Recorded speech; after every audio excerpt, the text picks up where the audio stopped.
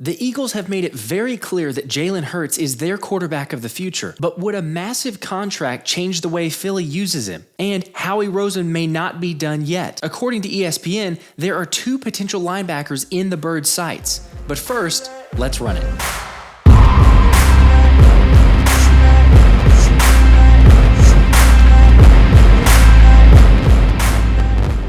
Josh Davis here, and happy Friday. We made it to the weekend, finally. A very long week, but please make sure to like and subscribe. I've got to thank all of you guys. The support and everything, especially on Twitter last night, was incredible. Can't thank you enough at how much that means in a short, just a little bit over a month. I'm amazed at how much this channel's grown. Make sure to like and subscribe. Jalen Hurts and the contract offering, that's something that's been going on for a while now, and we're talking about, okay, what's the timing? Obviously, Jeffrey Lurie, Nick Sirianni, Howie Roseman, everyone raves about Jalen, and that's nothing new. That's not very surprising. We know that a deal is going to get done with Jalen Hurts soon, but the question has now started to shift towards, will that change how the Eagles play, or at least their play calling on offense for Jalen? Well, I know he's been in Philadelphia working tirelessly, and Jalen Hurts and working in the building from morning to night is nothing new to anyone who knows Jalen Hurts and knows anything about his work ethic. But it's that shoulder, it's the ankle a year before that leaves some people to question, if you're going to give him this mega deal that is on the horizon, do you change the way that Jalen Hurts plays the game? And the Eagles are very adamant, from Nick Sirianni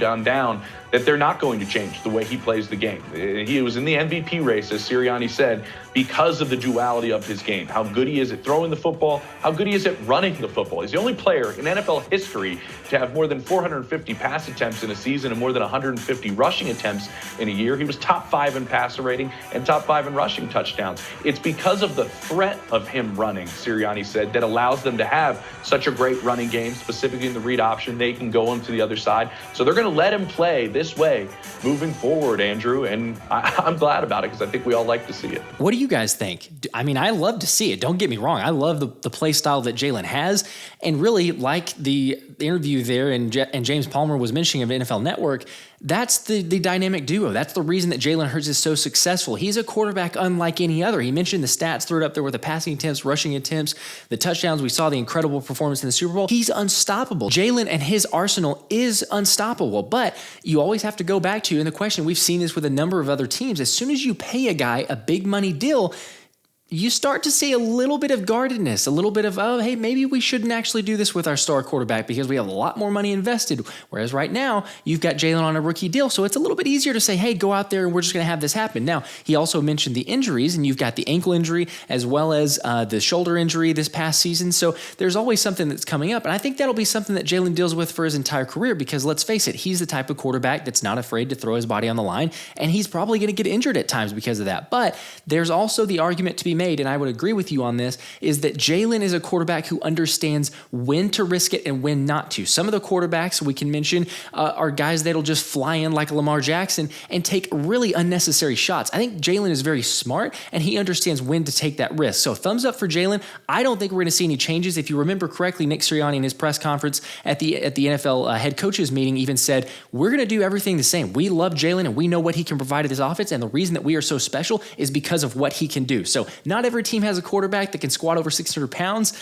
That's another reason too. Jalen is built, and he is built for the NFL. I think he'll hold up just fine. I think it's not a big deal. Obviously, it'll be coming into play in terms of the contract discussions. How much guaranteed money does he have? But this whole argument of, are the Eagles going to change their play calling, their play style, philosophy, anything like that? That's ridiculous. But let me know what you guys think. Are they going to change it? Should they change it? Let me know in the comments below. The other news coming out, according to an ESPN article by Bill Barnwell, the Eagles may be targeting another linebacker. So here's what I mean by that. You take a look at this article on ESPN. Now, I'm going to skip a little bit ahead, but they're just kind of recapping who the players are that the Eagles lost, specifically at the linebacker position. Obviously, we know TJ Edwards and Kazir White. Then he mentions the players that the Eagles got, and it's Nicholas Morrow so far. And so he says here, quote, like White, Morrow is a college safety who converted to linebacker. Morrow spent 2022 with the Bears, who opted to move on from him by essentially replacing him with Edwards. His physical traits likely appealed to the Eagles, but with no guaranteed money in his deal, he might not be a lock to make the final roster. Roseman prepared for this scenario last year by using a third-round pick on Georgia's Nakobe Dean, who played just 34 defensive snaps as a rookie. Still, the Eagles suddenly have lots of missing snaps at the second level.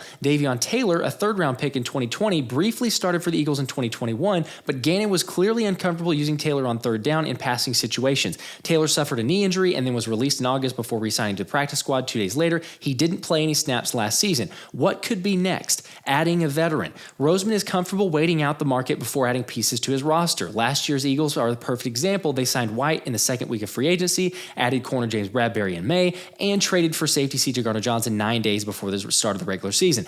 In this case, though, I'm not sure Roseman needs to wait for some unexpected release or cap casualties over the summer. While veterans Eric Kendricks and Bobby Wagner have already hit the market and signed elsewhere, Zach Cunningham and Myles Jack remained free agents. Both were released so they wouldn't influence Philadelphia's standing in the compensatory pick chase. With former Jaguars general manager Dave Caldwell now working in the Eagles front office, it wouldn't be a surprise if Jack ended up in midnight green. End quote. I think it would be a surprise if Myles Jack ended up in midnight green. And here's why I'll say that. We remember, if you take a trip back down memory lane, Myles Jack was a phenomenal prospect coming out of UCLA, but then he had a gruesome knee injury, and remember, he sat out the remainder of that season to go and enter the NFL draft. And what were the doctors' reports on him? A lot of skepticism around the knee, and a lot of people saying that, hey, he's only going to be good for maybe 2 or 3 years, and then he's going to tail off. He just doesn't have anything left in his knees. And as we've seen in lots of other injuries don't only play a physical toll, but also a mental toll on someone's ability to perform at a very high level. Now, mentally, I think Jack was fine, because you could argue the first couple of the seasons in the NFL, he was great, but we've seen a very steady decline with Myles Jack. He's not performed up to the level of expectation, and knee injuries are probably one of the worst in terms of you're not going to be able to keep up at a high level. Jack relied a lot on his athleticism. That's what made him so great. But I think we've seen a very far decline. I mean, let's remember, in 2021, he was one of the worst linebackers. According to Pro Football Focus, he was graded as the 76th linebacker out of 86 qualifying NFL linebackers. That tells you enough and really all that you need to know. But then also, if you take a look at this tweet, Myles Jack in 2022 had 13 starts, 3 tackles for loss. You see there's 0 sacks, 0 forced fumbles, 0 fumbles recovered, 0 interceptions, 53.6 overall Pro Football Focus grade, worse than Devin Bush's, fewer than 15 snaps per game over the final 3 games. That's all you need to say. This guy, he was a great prospect, played good for 2 seasons, but you can see the writing is on the wall. And with these knee injuries, I know you could make the case or make the argument that Howie likes to sign guys who have some injury issues, maybe a little bit on a downhill slide, to hope that they perform well. They're kind of a low risk, high reward. But I would argue this is a high risk, low reward. We've seen too many years in a row from Myles Jack and what he can't do or how he can't perform like he used to. So I'm not for it. I say stay away from him. Do not sign Myles Jack. And there's other names out there. One name you could throw in the hat with it, and Bill Barnwell talks about it, is a Zach Cunningham. Now, that name I could possibly get behind, because contrary to what I said about Myles Jack, yes, Zach Cunningham is coming off an injury, but it's only an elbow injury, and elbows are not as gruesome, or I guess as detrimental as knee injuries. And so I think that Zach Cunningham could be a possibility of a look. Obviously, the Titans released him. They're trying to get rid of everybody to clear up cap space. But Zach Cunningham, if we remember, he's also a former second-round pick, much like Myles Jack, but an All-American from Vanderbilt, very well built. I mean, I think he's 6'3", 6'4", 240, 250 pounds, very strong physical linebacker. And I think he would pair very well with a guy like a Nakobe Dean, because you can play the two off of each other. They could shift, and you have that veteran presence like the article mentions. So this is a guy I would be considering. He played well in the 4 games from 2021 with the Titans. I think he had 26 tackles, 3 tackles for loss. So he played fairly well in the 4 games, but then he ended up getting injured, and 2022 was kind of a wash. So this to me seems a lot more realistic, like we've seen with a lot of the recent signings with the Greedy Williams, with the Justin Evans, with recently obviously Kentavious Street and Rashad Penny. Those types of players to me are the ideal low risk, high reward types of players. So Zach Cunningham, to me, I'd say thumbs up. If he can sign him for a very cheap deal, you get a veteran presence in the locker room, able to still help coach and kind of mentor up the younger members, and a guy like a Nakobe Dean. I still think, and I'm sure most of you guys may be with me on this, but Nakobe Dean, it's his time to shine. So I think he is set up to be a starter for sure, but maybe Nick Morrow, maybe not. And so if you get a guy like Zach Cunningham, I think it would solidify the front, it would solidify the linebacker area, and you're looking really good on defense, especially because Zach Cunningham does have a lot of athleticism. You can move him around. And as we know, Sean Desai favors that heavily on the defensive side of the football. So we'll see. Very interesting name to keep an eye out, but the names are dwindling, like the article mentioned. So there's not too many other great options, but let me know what you guys think. Are there other options, a different linebacker that you'd want them to sign? Let me know in the comments. So I saw this on Twitter. This started going around everywhere because I think all of us were shocked.